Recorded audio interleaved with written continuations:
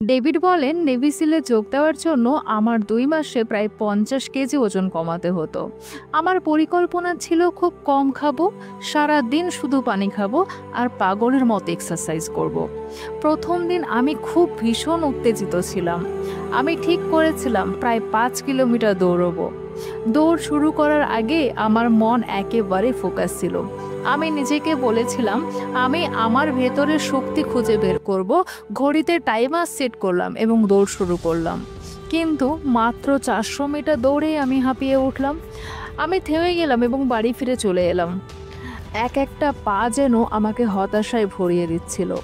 আমি নিজেই নিজের উপর ভীষণ রেগে গিয়েছিলাম, কারণ আমি এতটাই অযোগ্য হয়ে গেছিলাম যে আধা কিলোমিটারও দৌড়াতে পারিনি। বাড়ি ফিরে সোফায় বসলাম এবং দুঃখ চাপা দিতে মিল্কশেক আর চকলেট ডোনাট খেতে শুরু করলাম। তারপর আমি কাঁদতে লাগলাম। আমার মনে হচ্ছিল যখন আমি চলতেই পারছি না তখন কিভাবে 2 মাসে ওজন কমাবো? নেভিসিল হওয়া তো অসম্ভব। এরপর নেতিবাচক চিন্তাগুলো আক্রমণ শুরু করলো। সেই সময় জীবনের সব নেতিবাচকতা, সব নিরাপত্তাহীনতা আমার ওপর চেপে বসলো। মনে হচ্ছিল যারা আমাকে ছোট করত, অপমান করত, তারাই আসলে ঠিক। যারা আমার উপর বিশ্বাস রাখেনি তাদেরও ভুল ছিল না। আমি কিছুই করতে পারবো না, আমি পুরো জীবন একজন ব্যর্থ মানুষই থেকে যাব। ঠিক তখনই আমি আমার পুরনো রকি সিনেমার ক্যাসেট পেলাম। আমি সেটা চালালাম এবং সরাসরি সে ফাইটের শেষে রাউন্ডে চলে গেলাম, যেখানে রকি প্রচণ্ড মার খাচ্ছে, নক আউট হয়ে গেছে। তার কোচ তাকে বলছে, হার মেনে নাও, তুমি নিজেকে প্রমাণ করে ফেলেছো, আর দাঁড়াতে হবে না। কিন্তু রকি দাঁড়িয়ে পড়ে। রকির সে অদম্য মানসিকতা দেখিয়ে প্রতিপক্ষ চ্যাম্পিয়ন অ্যাপোলো ক্রিডো স্তব্ধ হয়ে যায়। কিন্তু এবার যেটা হবে সেটা হলো ভেতর থেকে জাগরণ। আমি তখন টিভি বন্ধ করলাম এবং নিজের জীবনের দিকে তাকালাম। আমার জীবনে কোনো লক্ষ্য ছিল না, কোনো ড্রাইভ বা প্যাশন ছিল না। আমি উপলব্ধি করলাম যদি আমি প্রতিটি সীমাবদ্ধতা আর ভয়কে মেনে নিই তাহলে আমি কোনো দিনও এই অবস্থা থেকে বের হতে পারবো না, কোনো দিনই পসিবল নয়। আমার সামনে একটাই রাস্তা ছিল, যে আবেগগুলো আমাকে দুঃখ দিচ্ছে সেগুলো আমি শক্তিতে পরিণত করব, যে করেই হোক।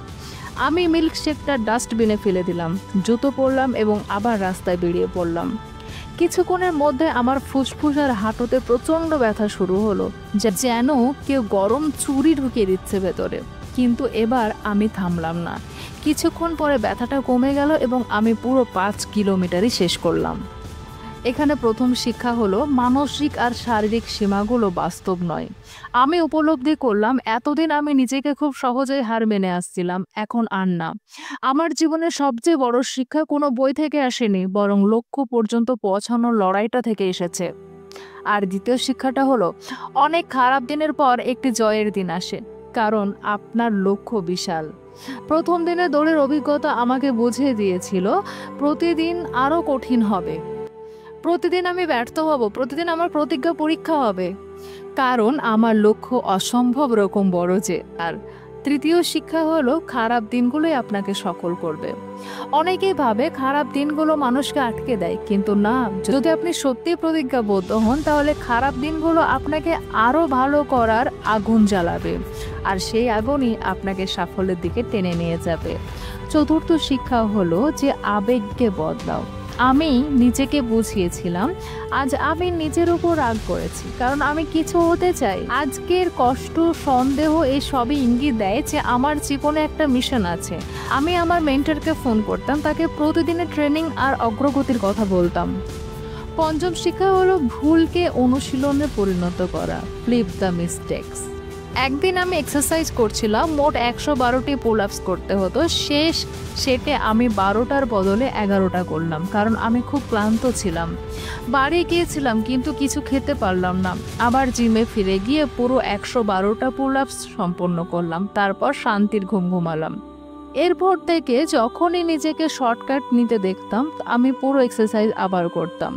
যদি আজ আপনি 1 ঘন্টা নষ্ট করেন তাহলে এখন 2 ঘন্টা পড়ুন। যদি আধা ঘন্টা দেরিতে ওঠেন তাহলে দ্বিগুণ রিভিশন করুন। আপনার ভুলগুলোকে সেই দিনই অনুশীলনে পরিণত করুন। আরেকবার মনে করিয়ে দিই, সীমাবদ্ধতা আসল নয়। খারাপ দিনের পর জয় আসবেই। খারাপ দিনই সাফল্যের বীজ বনে।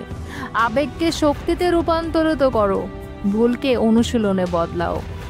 শেষ কথা, স্বামী বিবেকানন্দ বলেছেন, যদি কেউ ভাবে সে অপবিত্র তবে সে তার মানসিক শক্তি ও ইচ্ছা শক্তি হারিয়ে ফেলে। বন্ধুরা, এই ভিডিও যদি ভালো লেগে থাকে তাহলে চ্যানেলটিকে লাইক সাবস্ক্রাইব অবশ্যই করবে এবং বন্ধুদেরকে শেয়ার করবে।